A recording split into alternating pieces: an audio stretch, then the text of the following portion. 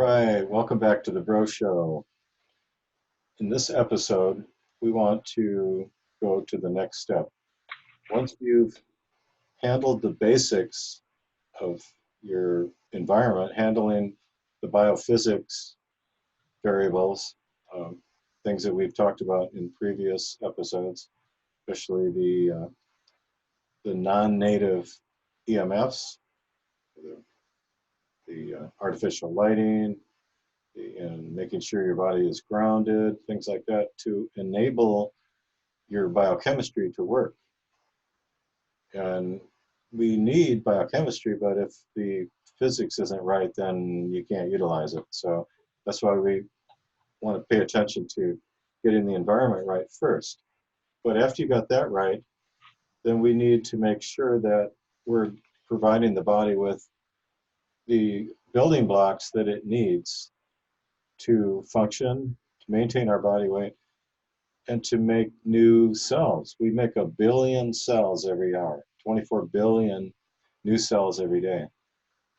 And we need the building blocks to make those cells. Just the cell membranes alone are composed of fats and protein primarily. And if we don't have enough of either of those in the right form, then we can't make enough cell membranes.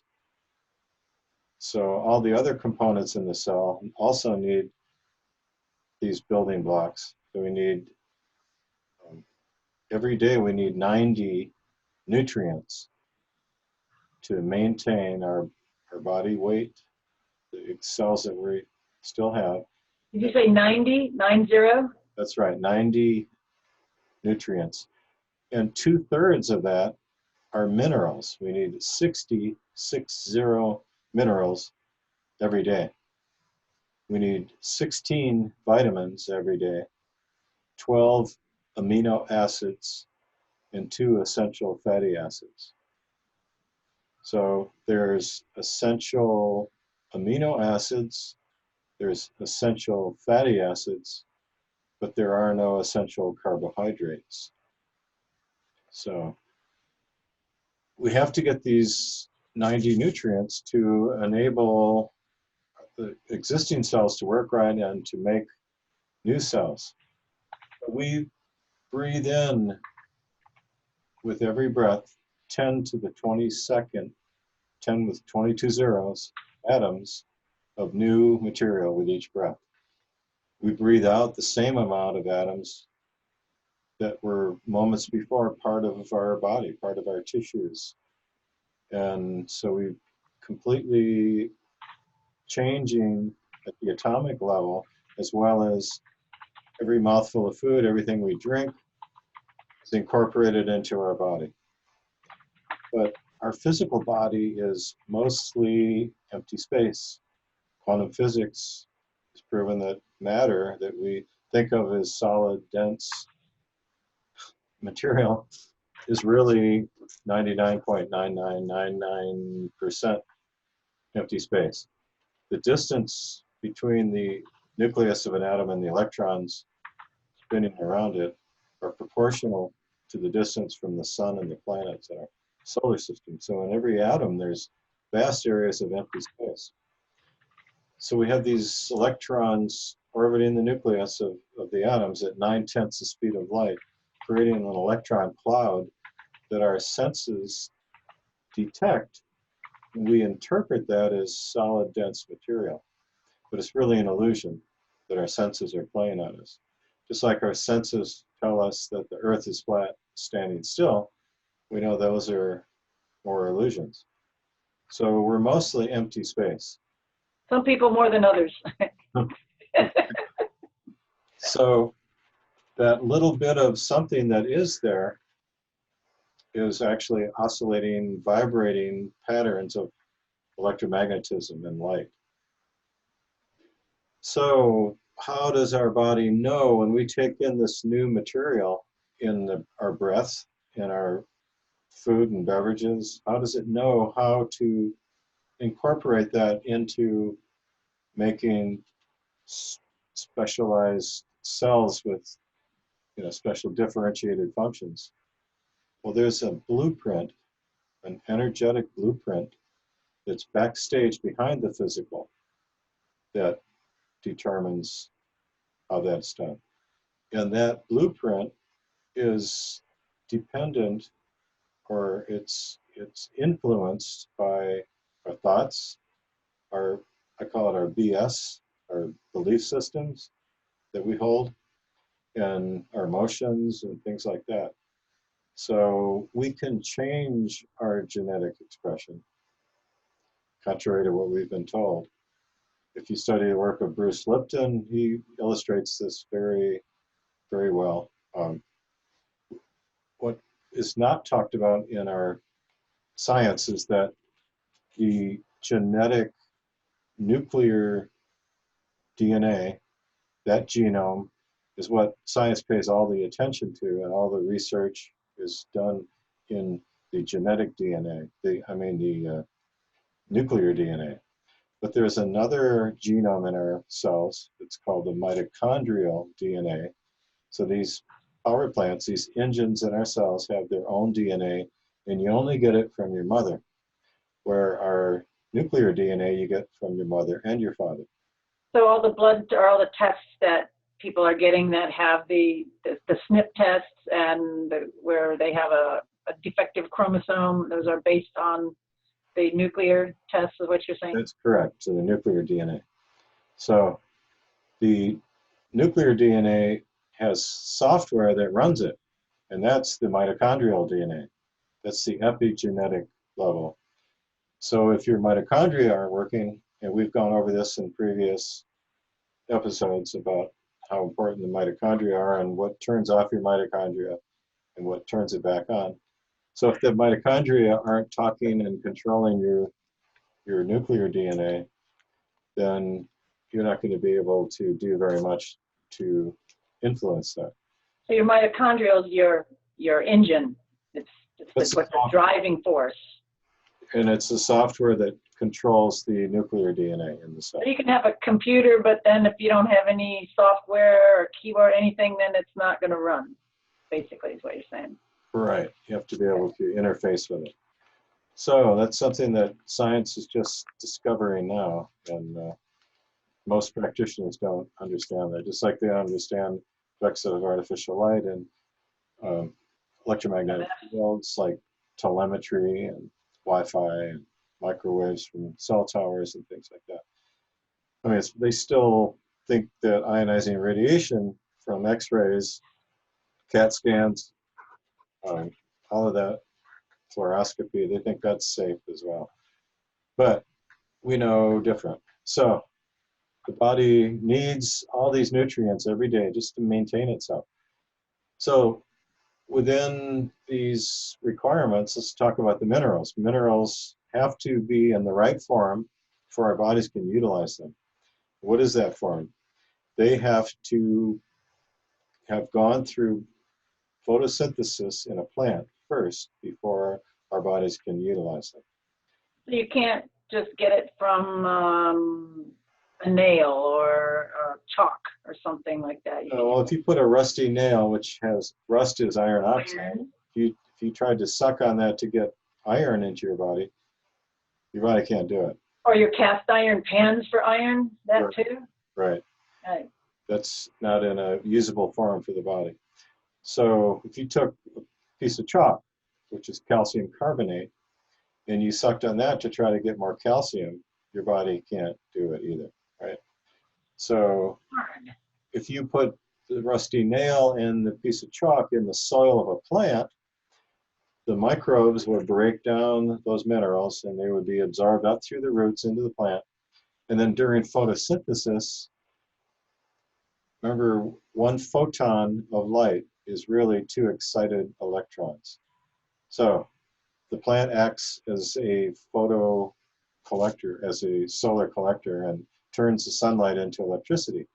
So the 1 photon of light becomes 2 electrons, and those electrons are stored in the hydrogen in the water, and then in the minerals in that plant also. Now, when we eat that plant, we juice that plant, we get that juice from it, we're getting those electrons that are in a ionizable form that our bodies can utilize. So we got to get the right form, first of all, for our body to be able to utilize them. Now, these minerals are going to come into our body in a chelated form, it's called. They're going to be attached to protein chaperones that usher them into our body. And they have to be cleaved, they have to be broken from these chelates. And that requires hydrochloric acid in your stomach. It has to be strong enough to break those chelates to separate the mineral from the protein. And then hydrochloric acid also breaks down your proteins into smaller peptides, into smaller particles that can be further broken down later in the small intestine with pancreatic enzymes and things like that. So another function of hydrochloric acid is to sterilize your gut. When we eat food, it has fungoids and bacteria and things on the food, especially when you eat fresh out of the garden and things like we have for thousands of years, or foraging for food. If you have a strong enough hydrochloric acid, it kills any fungoids or bacteria that might be on the food, and it doesn't cause any problems. But if your hydrochloric acid production is weak, now these fungoids, for instance, can set up housekeeping right in your stomach and small intestine. Now, when you eat carbohydrates, they're going to start fermenting those carbohydrates right in your gut, right in your stomach, creating gas and bloating and fermentative indigestion and things like that, because your hydrochloric acid wasn't strong enough to kill them. So this, in an extreme case of this, is called SIBO, or small intestine bacterial overgrowth, or dysbiosis. There's different terms, designer terms used for this. So when you're not producing enough hydrochloric acid, you can't break down your proteins, you can't utilize your minerals.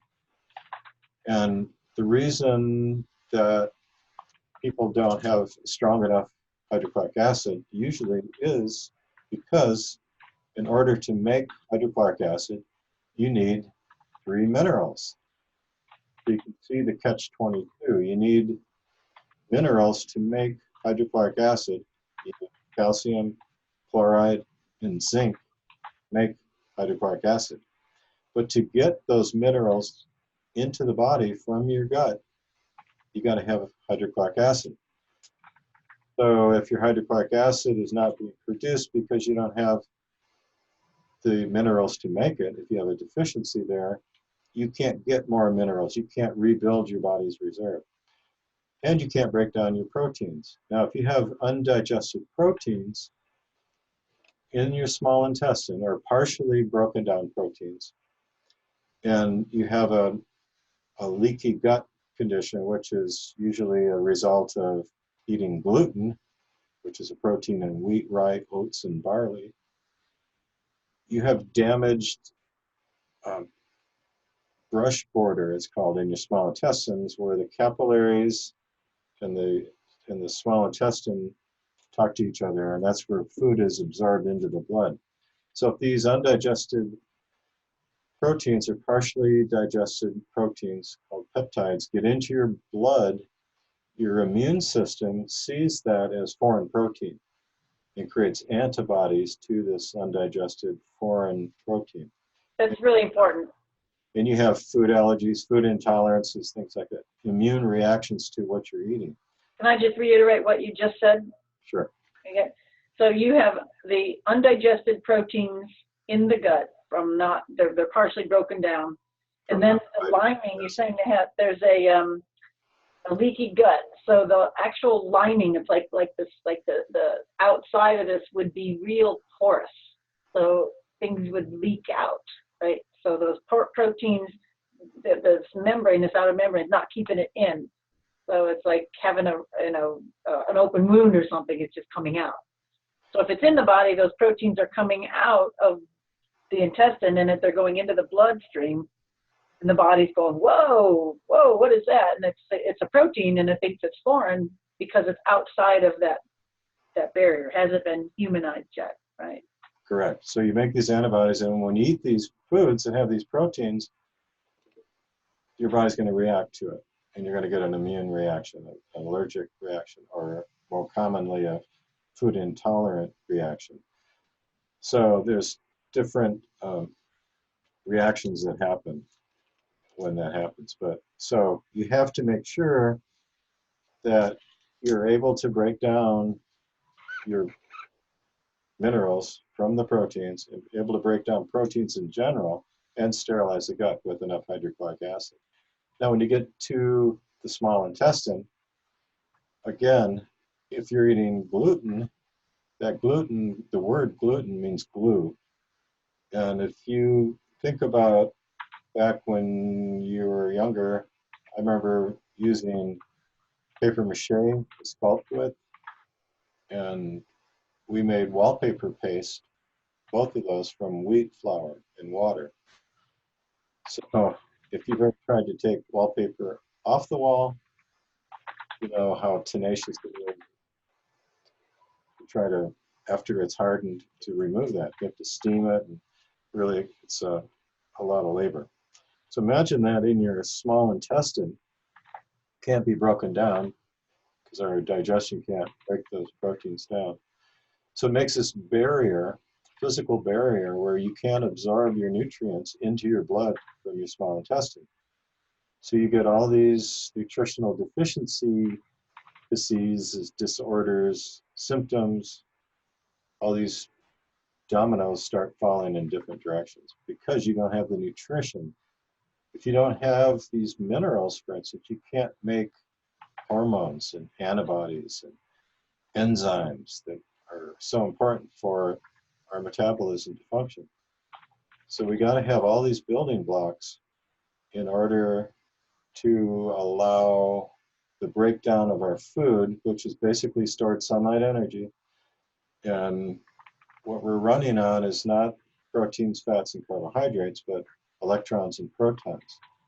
But we need those building blocks to break, to get it to that electron proton level.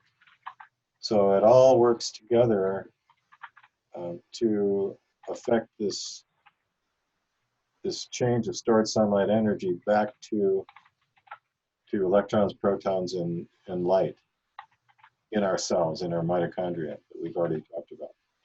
So we got to have these conditions right in our body and in our lifestyle to be able to carry on the internal environment that all these 100 trillion cells are creating. And so these are two really important things. If you aren't making enough hydrochloric acid, then you have to help the body out because it can't make its own. You have to give it, what we use is betaine hydrochloride, and you take that with your meals, and that makes hydrochloric acid in your gut that allows you to utilize your minerals and your proteins, helps sterilize the gut. And then you can start rebuilding your reserves to where you have the reserves to make the hydrochloric acid yourself, and then you won't need to use the betaine hydrochloride. But it's a really important interface to get you out from being stuck in the mud where you can't digest minerals and you don't have the building blocks then to make the hydrochloric acid that you need. So the betaine hydrochloride is a real godsend for that. And almost everyone that we test, we find needs that. And so these are two critical things. If you get that right, everything else will work so much better. You got to make sure you're getting all 90 nutrients and that they're from the right source, especially the minerals. And you got to be able to utilize those building blocks in your digestive system so that you can make these specialized differentiated cells that your body needs for healthy functioning. So, Carrie, what do you have to add to that? All right, lots. So I wanted to make it a little bit practical with what do we do every day. first of all, why do we eat? You know, you mentioned all the nutrients, and that's why we have to get them from outside ourselves because we can't make them. But on a lot of levels, there are a lot of nutrients that we can make from the sun. And so we talked about that on earlier shows. So basically, food is stored sunlight energy, especially fats. And we'll talk about that in a little bit. So if you think about the reason that you're eating is, you know, Bobby mentioned that the plant makes, you know, it takes that energy from the sun, it takes those excited photons, those particles, and makes a sugar. And then that sugar is then utilized by an animal of some sort. And then animals eat animals, and animals eat plants, and then it keeps concentrating, so to speak, those forms that were originally from the sun. So if we think of that in mind, keep that in mind of what we're eating, we need to supply some kind of nourishment to our bodies on a regular basis. That's why we have really 3 feedings a day, you know, breakfast, lunch, and dinner. And a lot of times that depends on the person, what you're doing, where you live on a planet, what season it is, and a lot of other factors, how much sun you get or you don't get. So I want to just share my screen here. And all right, can we see that?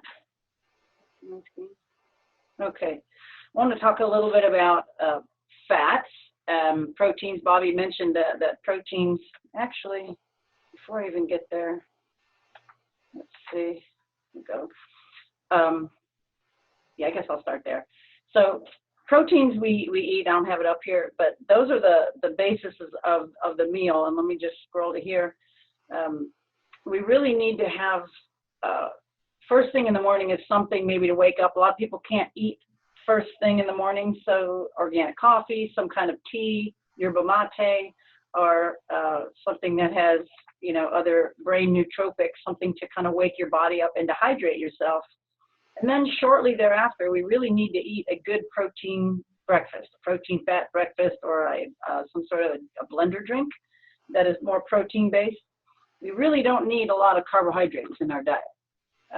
They're more allowable the further south you live, if you're in the northern hemisphere, or if you're in the southern hemisphere, the more north you live, closer to the equator, we say that.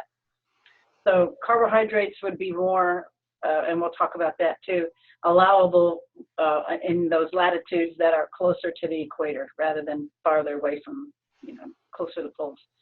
So protein is a good start of the day. That is the building blocks for all of our cells. That provides our structure. That's what I put here. Proteins provide structure.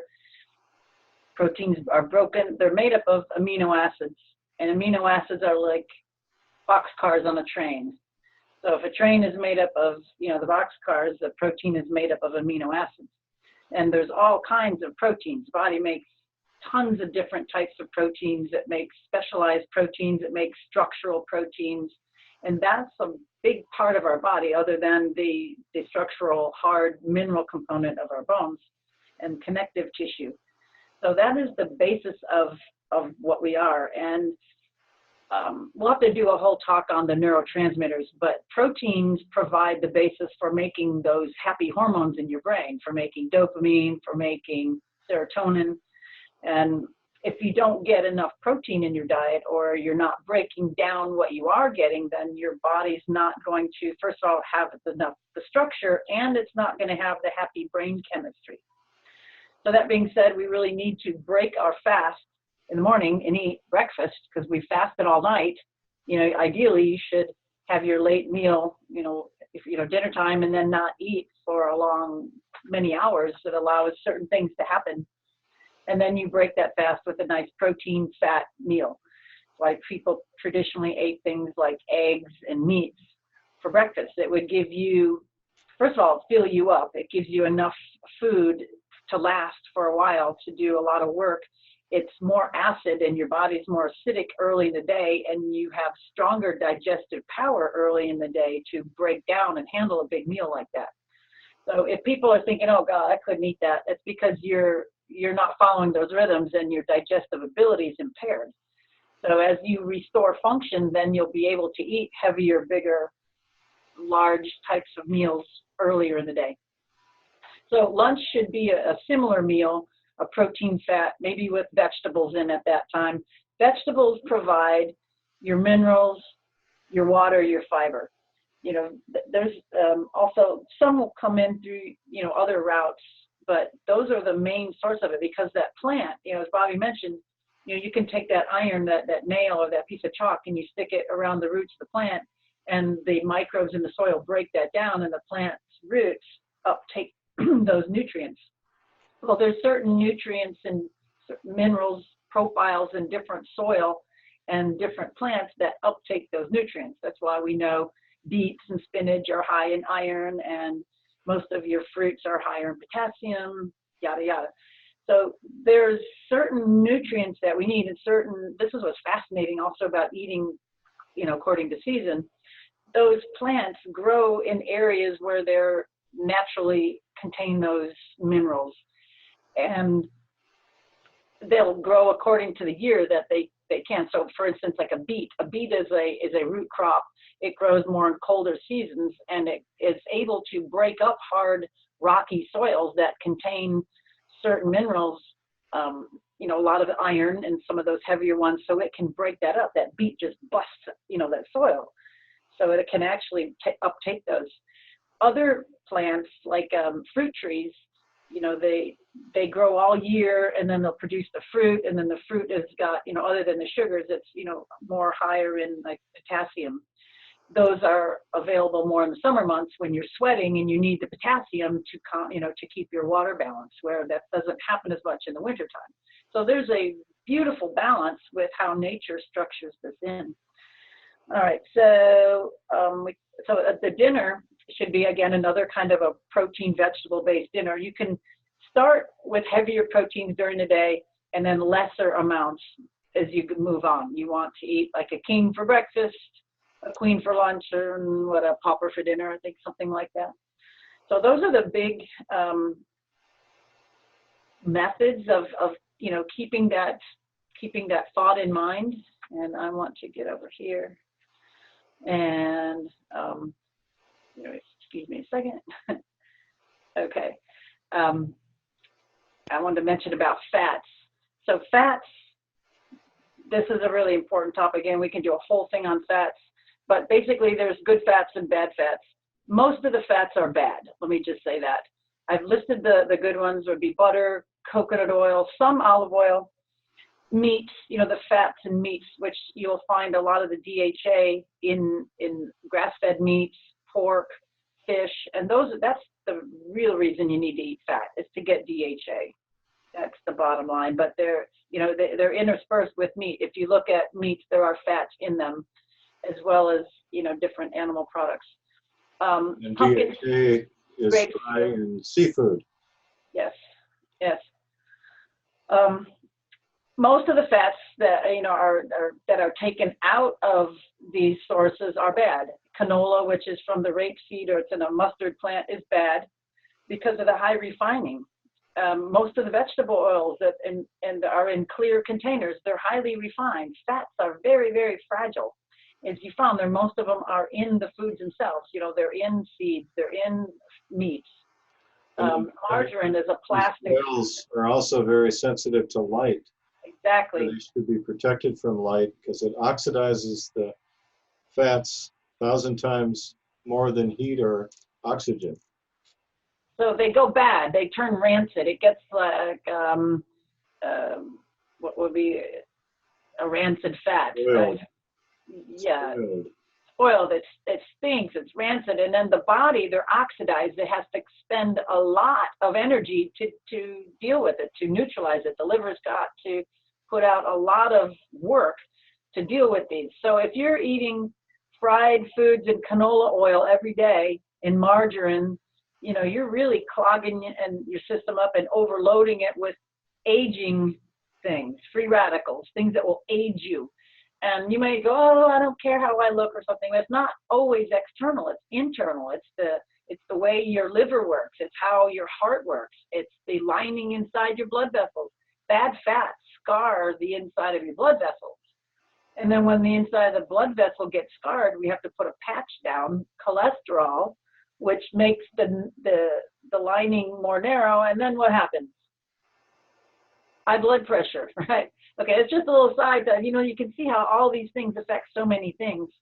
So bad fats, really important to get out of the diet, and then just really consume no other fats other than what you need to, you know, to consume, to put in with it. Butter, coconut oil are really the best, although sometimes you'll find some throughout other foods. And I think Bobby mentioned a lot of the seed oils are high in estrogen. I used to like to think flaxseed oil was good because it was a high source of omega-3s, which you can get, you know, derived your good, you know, the good omega-3s, their DHA, EPA from those. But the amount of estrogens in those kind of outweigh the benefits, especially when we're in an environment with all kinds of xenoestrogens, estrogen mimickers. You know, that wasn't so much of a problem when Dr. Budwig was doing her cottage cheese and flaxseed oil over, what, in the 40s or 50s. But we didn't have as many estrogens in the environment. So I don't think that's as good. I think we need to eat fish, you know, or get, you know, your oysters or something for the DHA, and go ahead and with the cottage cheese. Anyway, a bit about fats. So what else I want to mention? Just to give you a little note, the hydrochloric acid is what the stomach makes to digest food.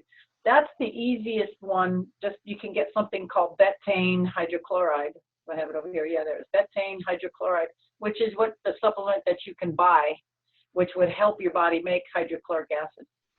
Think about this as putting soap in your laundry.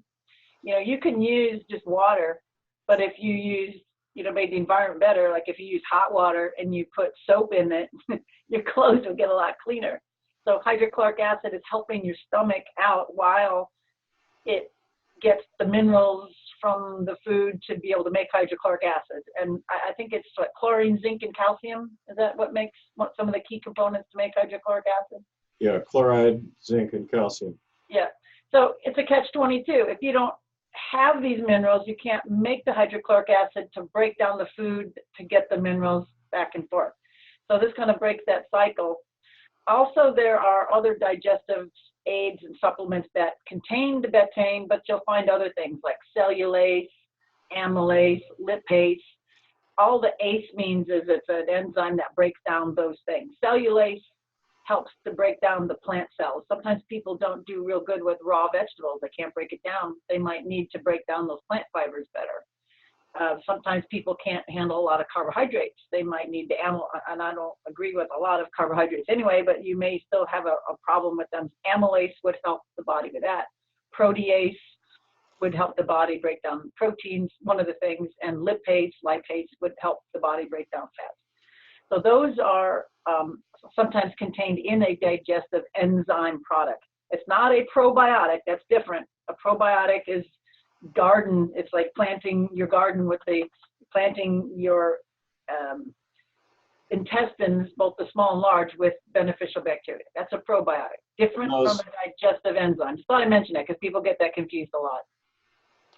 And those bacteria produce enzymes, but they're not the same. Right. Right. Okay. So, we have a lot of this information on our website. I want to just show you that real quick. Call up. And if you haven't been there, we're rebuilding this. You see it's still under construction. But if you go down here to Healing Secrets, there's a lot of videos that we and other people have created. And here's like how to understand food timing and combining.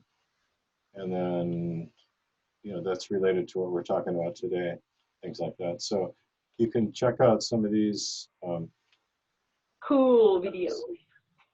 And then we have the Broe Show. Doing today. The archive copies will be down here at the bottom. And then we have other information. We have 5G radiation page that we're building up. This is a really important, critical threat to all of our health and well-being and existence even. So go and check out some of this information. Share it with your friends, please, because it's really important. We're not getting this on the nightly news. You're not getting this at church. You're not getting this in your schools. Your doctors don't know this, or they're not allowed to talk about it. So we have to, on a grassroots level like this, share this information with each other. And so we encourage you to use what we put out there and spread it around. And there's no copyright on our work. It's copy left. All rights are reversed instead of rights reserved. So please take this and share it. Do you have anything you'd like to add to that? Just to recap, 90 nutrients. So it's important to eat. It's important to have regular meals, not skip meals. And if you can't eat a regular sit-down meal, have some kind of nourishment, the best that you can. Something is better than nothing. And also hydration, is part of the, these are nutrients that we said to fuel the body, but we really need to be hydrated as well. So keep that in mind. We'll get into a lot of these topics deeper, but I hope you've enjoyed this, and that's it for me. We're two bros saying goodbye. Thanks for sharing this with us.